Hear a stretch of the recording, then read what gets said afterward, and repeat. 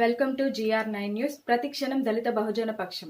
Collector గారు, వివిధ అధికారులు, అలాగే ఈ యొక్క జయంతి ఉత్సవాలకు హాజరైన కుల సంఘ నాయకులకు, అలాగే విద్యార్థి నాయకులందరికీ తెలంగాణ MRPS రాష్ట్ర కమిటీ పక్షాన జయంతి శుభాకాంక్షలు తెలియజేస్తూ ఉన్నాను.